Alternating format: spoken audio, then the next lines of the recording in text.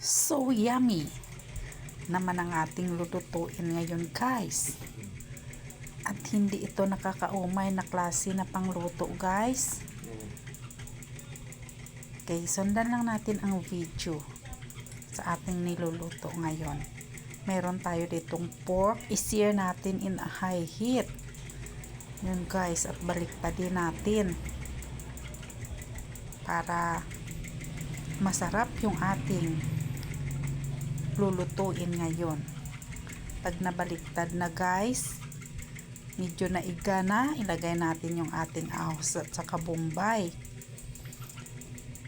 Wala ng mantika ito, guys, para hindi nakakaumay at masarap ito. Savory yung kanyang sabaw. At ipa-golden brown lang natin yung ating pork, pati yung ahos at saka bombay mag-golden brown din. Kung sa Ilonggo, guys, hindi ito masumod, masarap ito. Masarap maghigop ng sabaw.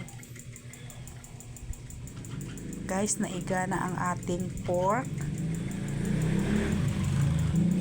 Hindi pa na mix hanggang mag-golden brown. At ang bango na niyan, guys, kasama yung lamas na ating mini mix ngayon, guys. Mini kusmekos. Yun, guys. Ang bango. At ngayon, lagyan na natin ng tubig. Water lang ating ilagay, guys. Wala tayong mga broth.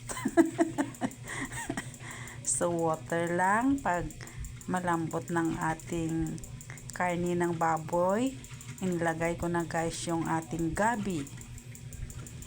Pag malambot ng gabi, inilagay ko na ang mga labano, sitaw, okra, guys. Kasi, at saka talong. Kasi ang ating linuluto ngayon ay pork sinigang.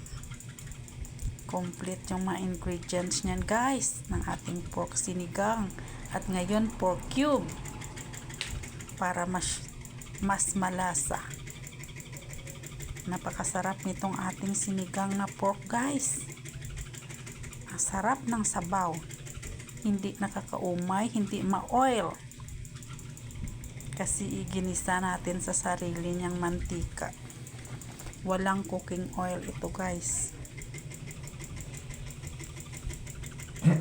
At ngayon, guys, lagyan na natin ng kangkong. Healthy ito, guys. At saka yung sinigang mix.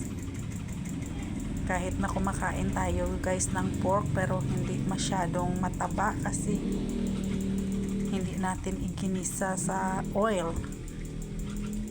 Sinanlag lang natin, guys, tawagan sa Ilonggo. Ginsanlag lang sa ahos bombay. Ginsear muna at sanlagon sa ahos bombay. At napakasarap nitong ating sabaw ngayon, guys. Nag-add lang ako niyan, guys, ng asin at bitsin kasi parang kulang. So, timplado na yan, guys. At ang sarap niyan. Thank you for watching. Please like and subscribe. Pag nagustuhan mo yung aking niluluto ngayon, paki-subscribe naman, guys, and like. Ngayon, ready to serve ng ating pork sinigang.